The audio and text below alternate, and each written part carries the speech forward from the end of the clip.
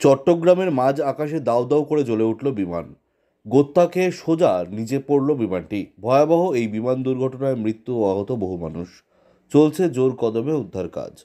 তবে ভয়াবহ এই বিমান দুর্ঘটনাটি কখন ঘটেছে, কিভাবে ঘটেছে, এই দুর্ঘটনায় কতজন আহত এবং কতজন নিহত হয়েছেন, কি জানা যাচ্ছে এই মুহূর্তে জানবেন সম্পূর্ণ বিস্তারিত ভিডিওতে। তাই অবশ্যই ভিডিওটি শেষ পর্যন্ত দেখবেন এবং আপনি আপনার জেলার নাম ভিডিওর কমেন্ট বক্সে কমেন্ট করে আমাদের জানিয়ে দেবেন। আপনার জেলার নতুন কোনো খবর বেরিয়ে এলে আমরা আপনাকে জানিয়ে দেব।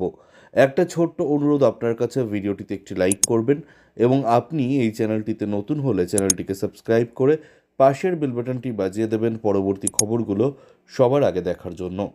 বাংলাদেশে ভেঙে পড়ল বিমান, মৃত্যু পাইলটের। বৃহস্পতিবার বাংলাদেশের বায়ুসেনার একটি বিমান প্রশিক্ষণ চলাকালীন ভেঙে পড়ার আগে সেই বিমানে আগুনও লেগে যায়।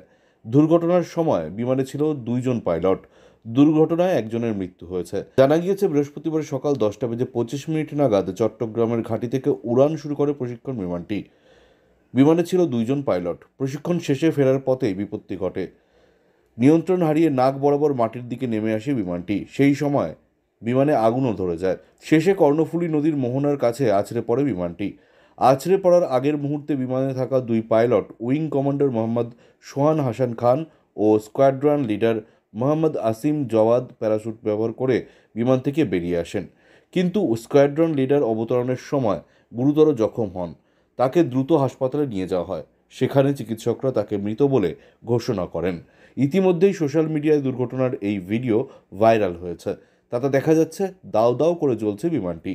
ঝড়ের গতিতে তা মাঝ আকাশ থেকেই পাক খেয়ে নেমে আসছে নদীর দিকে। এরপরে বিমানের আরও কয়েকটি অংশেও আগুন ধরে যায়। প্রায় একবার গোল ঘুরে জলের মধ্যে মুখ থুবড়ে পড়ে বিমানটি আছড়ে পড়ার পরই 2 পাইলটকে প্যারাশুট নিয়ে নিচে নামতেও দেখা যায়। তাদের উদ্ধার করেন স্থানীয় মৎস্যজীবীরা। পরে বায়ুসেনা ও নৌসেনা এসে তাদের নিয়ে হাসপাতালে যান।